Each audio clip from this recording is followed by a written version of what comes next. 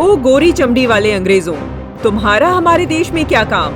छोटा नागपुर सदियों से हमारा है और तुम इसे हमसे छीन नहीं सकते। इसीलिए यही अच्छा है कि वापस अपने देश लौट जाओ, वरना शवों के ढेर लगा दिए जाएंगे।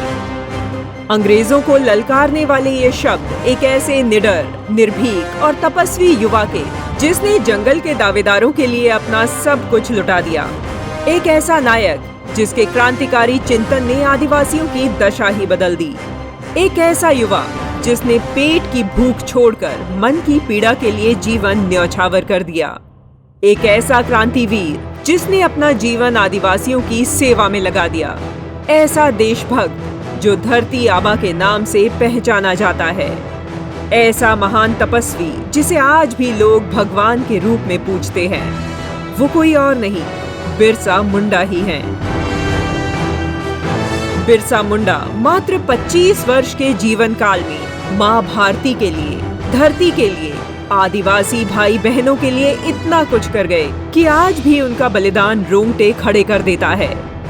बिरसा का जन्म 1875 में छोटा नागपुर क्षेत्र में मुंडा नाम की वनवासी जनजाति में हुआ था। अत्यंत गरीबी में जीवन यापन करने वाले बिरसा बहुत ही प्रभावशाली व्यक्तित्व के थे। उन दिनों आदिवासी ब्रिटिश सरकार के शोषण की भट्टी में झुलस रहे थे। इंडियन फॉरेस्ट एक्ट के नाम पर उनसे उनकी भूमि और अधिकार छीन लिए गए। जंगल के दावेदार अब बेघर और 2 वक्त की रोटी को तरस रहे थे। परेशान कुछ आदिवासियों ने प्रलोभन में आकर ईसाई धर्म अपना लिया, जबकि कुछ लोग अंधविश्वास की आंधी में जकड़ लिए गए। साफ सफाई न होने से आदिवासी समाज के लोग बड़ी संख्या में हैजा, चेचक जैसे रोगों की चपेट में आ गए। बिरसा मुंडा ने अनुभव किया कि सामाजिक कुरीतियों के कोहरे ने आदिवासी समाज को ज्ञान के प्रकाश से वंचित कर दिया है। जातीय भेदभाव से परे स्वयं को धरती पुत्र मानने वाले आदिवासी अब छिन्न भिन्न होने लगे, आपस में झगड़ने लगे। बिरसा अपने साथियों को फिर से जंगल में सरल सादा जीवन जीते हुए देखना चाहते थे। उन्होंने स्वयं के भोजन की चिंता न करते हुए लोगों में जागरूकता फैलानी आरंभ कर दी। उन्होंने ना मात्र अंग्रेजों की मंशा सभी को बताई, अपितु सामाजिक, आर्थिक और राजनीतिक स्तर पर जागरूकता भी फैलाई। उनकी एक बात आदिवासियों के हृदय में चिंगारी पैदा कर देती। आदिवासी उनकी वाणी को स्वयं भगवान की वाणी मानते और उसी मार्ग पर चल पड़ते। वन नायक बिरसा ने लोगों के मन में त्याग और शक्ति की ज्योति जलाई। गुरु आनंद पांडे से वेद और उपनिषदों की विद्या ग्रहण की और बीमार लोगों की सेवा में जुट गए। वे जिसे भी दवा देते वो ठीक हो जाता। उनका प्रभाव दिन प्रतिदिन बढ़ता जा रहा था। 1894 में आए अकाल के दौरान बिरसा मुंडा ने अपने समुदाय और अन्य लोगों के लिए अंग्रेजों से लगान माफी को लेकर आंदोलन किया। बिरसा मुंडा ने साथियों के साथ मिलकर ईसाई मिशनरियों, अंग्रेजों के चापलूस जमींदारों और साहूकारों के विरुद्ध बिगुल फूंक दिया और हथियार उठा लिए। इस क्रांति को नाम दिया उलगुलान। यह आंदोलन ब्रिटिश शासकों के लिए चुनौती बन गया, जिसे तोड़ने के लिए अंग्रेजों ने कुटिल चाल चली और बिरसा के सैनिक मुख्यालय पर हमला बोल दिया। अंग्रेजों ने बंदूकों से फायर झोंके तो बिरसा के अनुयायियों ने कमान से तीर निकाले, परंतु तीर कमान से बंदूक का सामना नहीं किया जा सका। बच्चों, महिलाओं समेत कई लोग मारे गए, परंतु बिरसा मुंडा किसी प्रकार बच निकले। वे दूसरे क्षेत्र में जाकर लोगों को फिर संगठित करने लगे। इस बार अंग्रेजों ने अपने कुछ चमचों को बिरसा के अनुयायी बनाकर मिलने भेजा और अपनी कुटिल चाल से बिरसा मुंडा को गिरफ्तार कर लिया। उन्हें रांची जेल ले जाया गया, जहां कुछ महीनों बाद ही संदिग्ध परिस्थितियों में उनका निधन हो गया।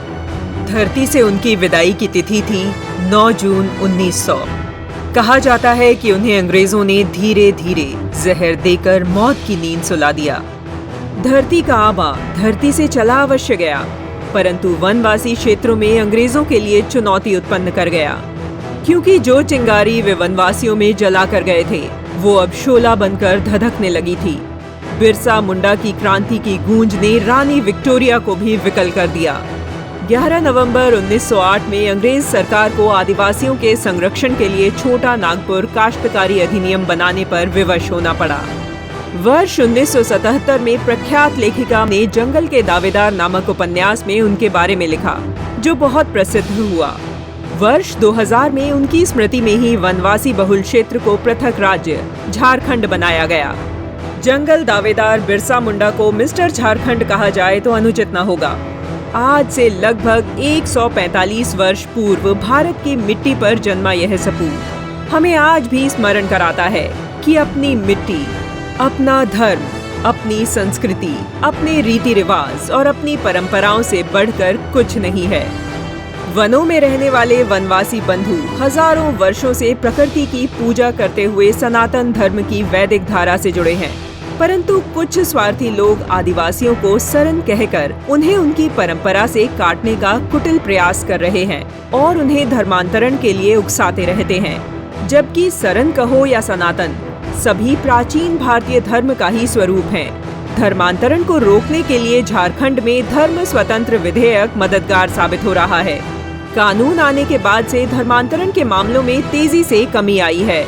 150 वर्ष पूर्व धरती आबा आदिवासियों के भगवान बिरसा मुंडा ने ईसाई धर्म को ठुकरा दिया था और लोगों को अंग्रेजों के छल कपट का भान करवाया था। भगवान बिरसा के संदेश आज भी आदिवासी बंधुओं सहित देश भर के लोगों को मार्ग दिखाते हैं।